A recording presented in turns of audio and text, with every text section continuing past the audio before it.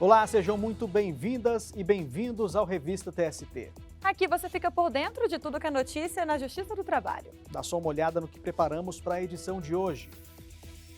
Vale é condenada a indenizar técnico demitido após ele se recusar a vender o próprio terreno para a empresa expandir uma ferrovia. De acordo com o ex-empregado, o objetivo da mineradora seria melhorar o escoamento da produção entre os estados do Pará e Maranhão.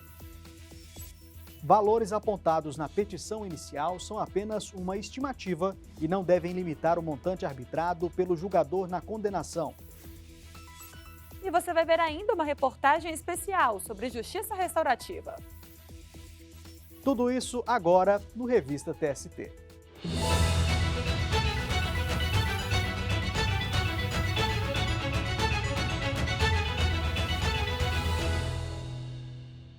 Começamos com uma decisão do órgão responsável por uniformizar a jurisprudência trabalhista. A seção 1 de dissídios individuais do TST decidiu que os valores apontados na petição inicial são apenas uma estimativa e não devem limitar o montante arbitrado pelo julgador na condenação. Pois é, Luana, para o colegiado, a finalidade da exigência legal de especificar os valores dos pedidos é fazer com que a parte indique o alcance da pretensão de forma razoável. Mas isso não deve impedir o reconhecimento da integralidade dos direitos. Michele Chiapa acompanhou o julgamento e traz mais informações para a gente. Oi, Michele. Olá, Anderson. Oi, Luana.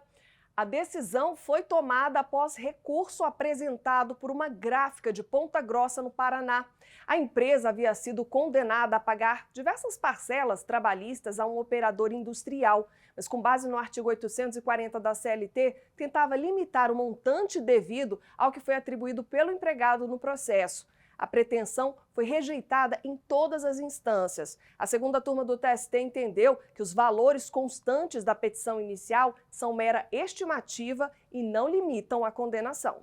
A redação dada pela reforma trabalhista ao artigo 840 da CLT estabelece que a reclamação deve conter, entre outros elementos, o pedido certo, determinado e com indicação do valor. Ao recorrer à SDI1, a empresa apontou que o entendimento da segunda turma divergia da compreensão da terceira turma do TST sobre o mesmo tema. O relator do caso na SDI1, ministro Alberto Balazeiro, reconheceu haver divergência jurisprudencial válida e específica, requisito necessário para o exame dos embargos. Ao analisar o mérito, o ministro ponderou que a exigência introduzida pela reforma trabalhista de indicar os valores dos pedidos na inicial, sob pena de extinção do processo, não pode ser examinada isoladamente. O dispositivo, segundo ele, deve ser interpretado com base nos princípios da informalidade e da simplicidade que orientam a lógica processual trabalhista. Ainda de acordo com o relator, não se pode exigir das partes que, para receberem integralmente as verbas a que têm direito, se submetam a regras de produção antecipada de prova ou contratem um serviço de contabilidade especializado. Isso, segundo o ministro, reduziria a capacidade do trabalhador de requerer verbas trabalhistas em nome próprio, além de não atender aos princípios constitucionais do amplo acesso à justiça, da dignidade da pessoa humana e da proteção social do trabalho. A decisão foi unânime e não cabe mais recurso. Anderson, Luana, eu volto com vocês. Tá certo, Michele. Muito obrigada pelas informações e até a próxima. E você sabia que o Tribunal Superior do Trabalho conta com uma divisão de sustentabilidade? O projeto Sustentabilidade Solidária tem o objetivo de estabelecer e coordenar as ações institucionais permanentes do tribunal nas áreas sociais e ambientais para ajudar a preservar o meio ambiente. Por esse QR Code no canto da sua tela, você acessa a página. Por lá é possível verificar os serviços, o painel da sustentabilidade, entre outras ações envolvendo o tema. E no próximo bloco, Vale é condenada a indenizar técnico demitido após se recusar a vender o próprio terreno para a empresa expandir uma ferrovia. A gente volta já.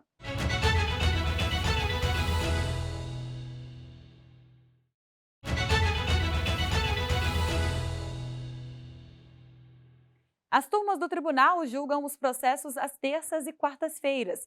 Fique agora com alguns destaques.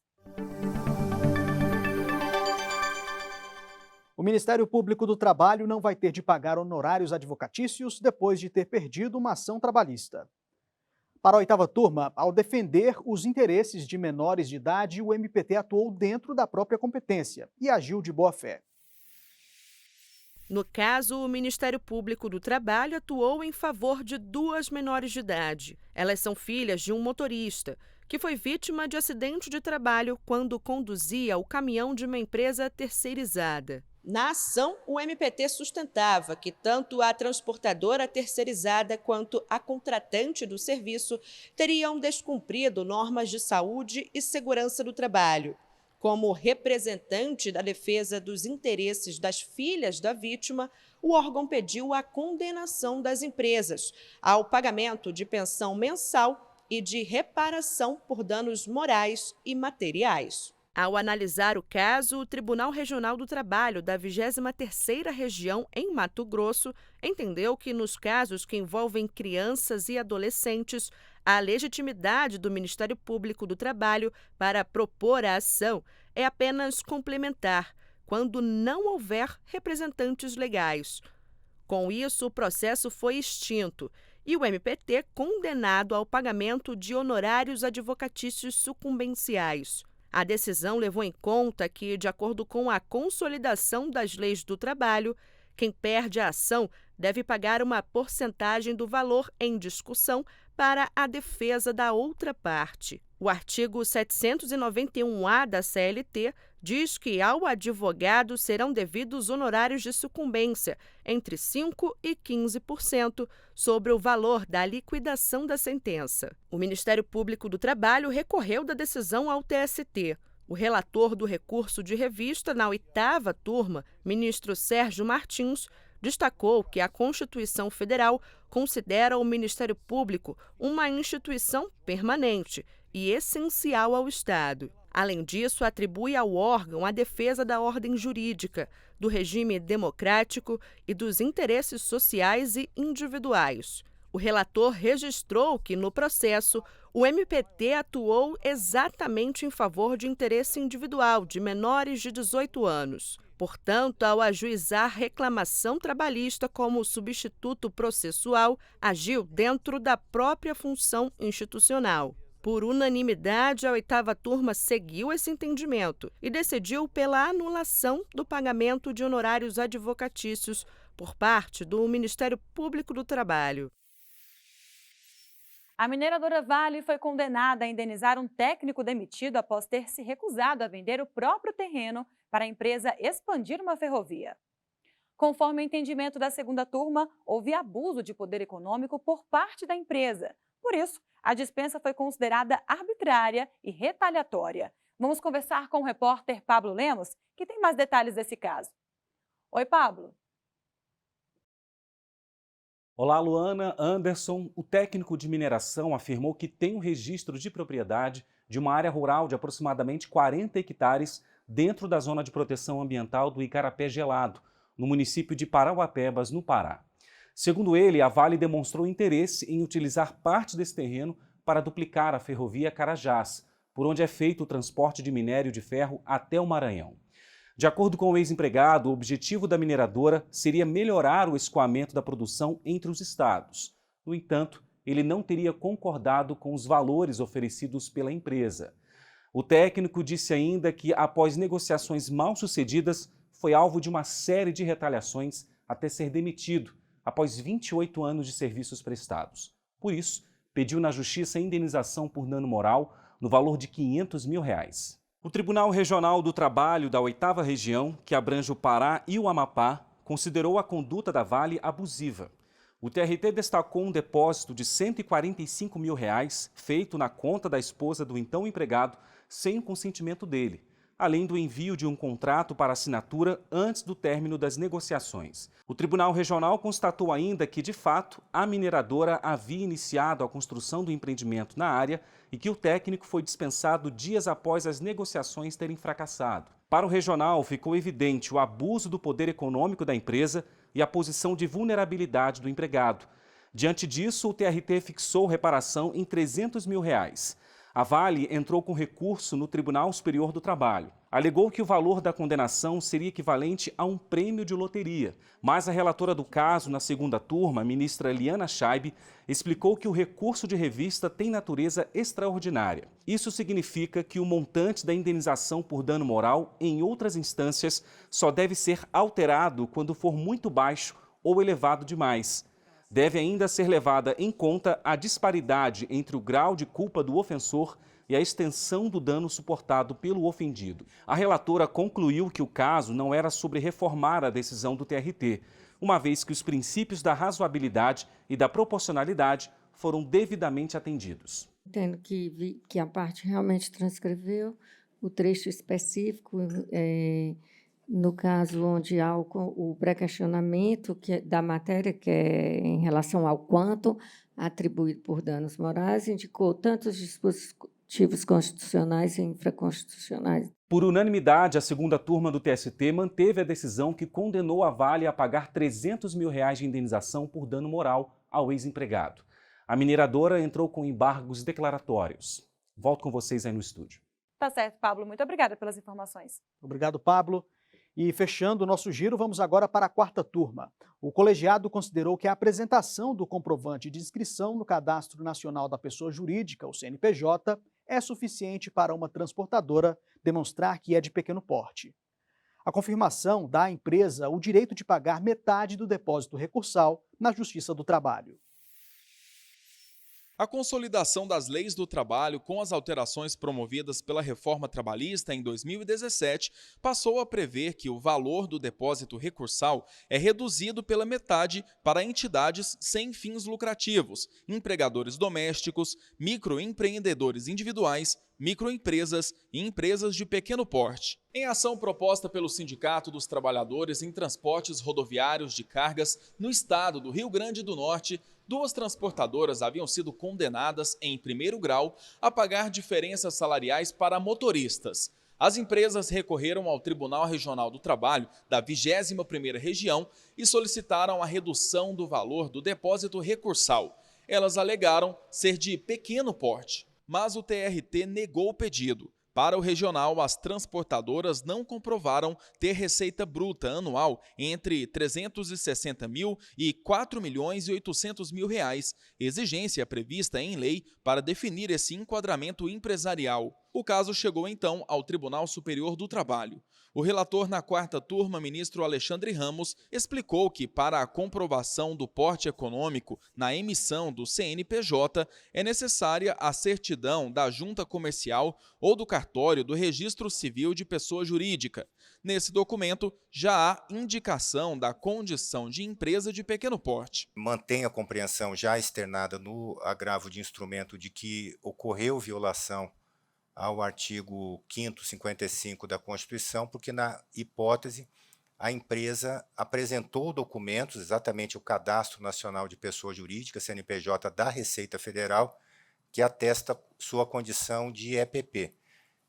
Esse documento tem presunção de veracidade e, por isso, entendo que houve o atendimento da exigência de comprovação para efeitos do depósito recursal reduzido previsto no parágrafo 9º do artigo 899 da CLT. Com base nas provas do processo, o ministro constatou que as transportadoras, ao apresentarem recurso ordinário, anexaram os comprovantes de inscrição no CNPJ emitidos a partir da certidão de empresas de pequeno porte.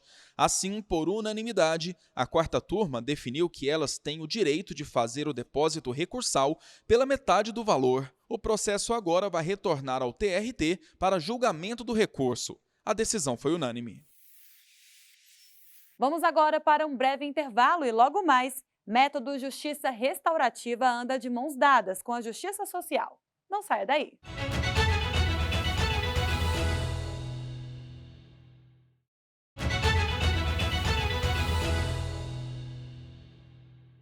Além de buscar o equilíbrio nas relações de trabalho, a atuação do TST fortalece o debate público sobre temas relevantes e contribui para uma sociedade mais justa. E tudo isso, Luana, faz com que a justiça social ande de mãos dadas com a justiça restaurativa.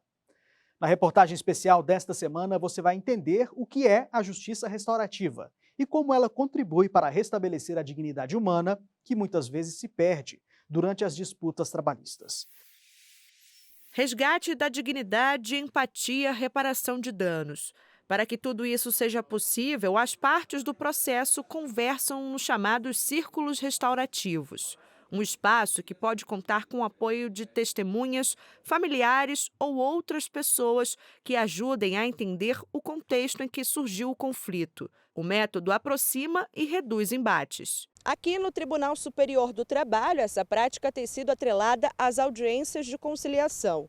O TST, inclusive, desenvolve um plano de ação com a finalidade de capacitar facilitadores para atuar em círculos restaurativos.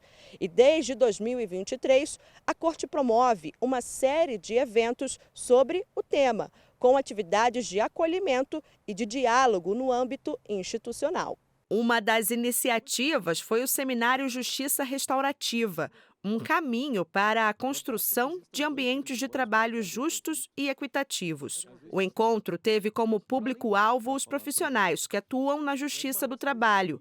O diretor do Centro de Formação e Aperfeiçoamento de Assessores e Servidores do TST, ministro Cláudio Brandão, lembrou da própria experiência como juiz de primeiro grau, para mostrar a importância de se conhecer o contexto em que se formou o conflito trabalhista. Muitas vezes nós enfrentávamos conflitos nas tentativas de conciliação que nada tinham de jurídico e apenas tinha o desejo de expressar a indignação frente ao desrespeito praticado numa relação que, sobretudo, é humana. O único impasse que restava não era econômico, era a vontade que tinha o empregado de dizer ao empregador o quanto ele havia sido desrespeitado. A juíza auxiliar do Conselho Superior da Justiça do Trabalho, Patrícia Maeda, reforçou que o tema é debatido desde 2016 no Poder Judiciário, devido à resolução número 225 do Conselho Nacional de Justiça. A magistrada destacou ainda que a Justiça do Trabalho adota diversas ações para ampliar a prática da justiça restaurativa. A gente tem alguns passos já definidos, a gente quer a sensibilização, a capacitação e a formação, né, lá na frente de facilitadores na Justiça do Trabalho. A Justiça Restaurativa não pretende prevenir conflitos, porque conflitos são importantes numa sociedade democrática, né? O autoritarismo ele evita o conflito, né, porque é uma expressão de força. Os conflitos são benéficos, porque eles nos impelem a pensar, a conhecer, a avançar. Mas eles precisam de um tratamento. A desembargadora do Tribunal Regional do Trabalho da Terceira Região em Minas Gerais, Adriana Orsini, explicou casos em que a justiça restaurativa pode ser aplicada pela Justiça do Trabalho. A gente tem visto muito etarismo, gente, nos processos. Na época da pandemia, determinados empregadores escolheram as pessoas mais velhas para serem mandadas embora. Por quê? Porque o salário era mais alto e pressupunha que ela já tinha uma aposentadoria, então que ela podia ser descartada. E às vezes ela realmente não vai trabalhar de novo em outro lugar, né? Porque às vezes ela não vai conseguir com aquele salário. Ela ir para o mercado de trabalho ou ir para a sua inatividade sem mágoa. Outro convidado foi o juiz de direito do Tribunal de Justiça de São Paulo, Marcelo Salmaço. Ele é integrante do grupo gestor da Justiça Restaurativa no TJ do Estado.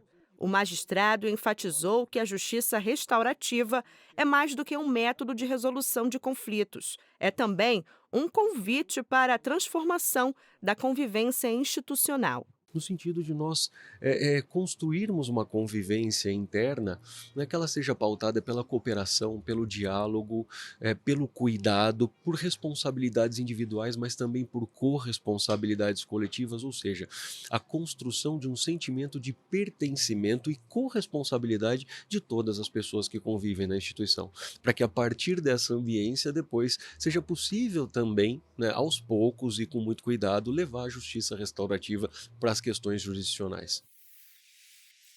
Fique agora com outras notícias da Justiça do Trabalho.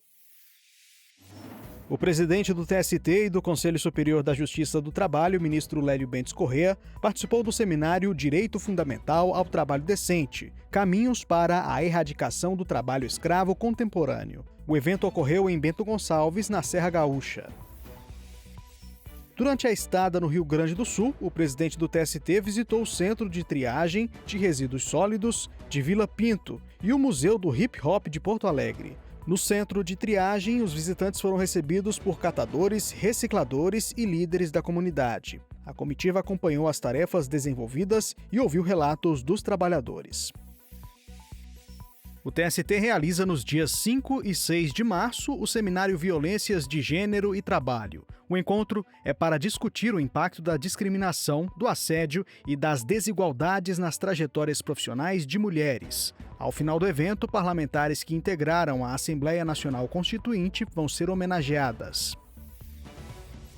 A Justiça do Trabalho se tornou o primeiro ramo do Poder Judiciário a concluir a implementação do domicílio judicial eletrônico. A solução, elaborada pelo Conselho Nacional de Justiça, cria um endereço virtual para centralizar as comunicações processuais, citações e intimações de forma eletrônica às pessoas jurídicas e físicas. O TST abriu processo seletivo para estágio de nível médio e superior. As inscrições podem ser feitas até 18 de março. A idade mínima para participar da seleção é 16 anos. Para mais informações, é só apontar a câmera do celular para o QR Code na tela. O Revista TST fica por aqui. Muito obrigada pela companhia. A gente tem um encontro marcado na semana que vem. Até lá!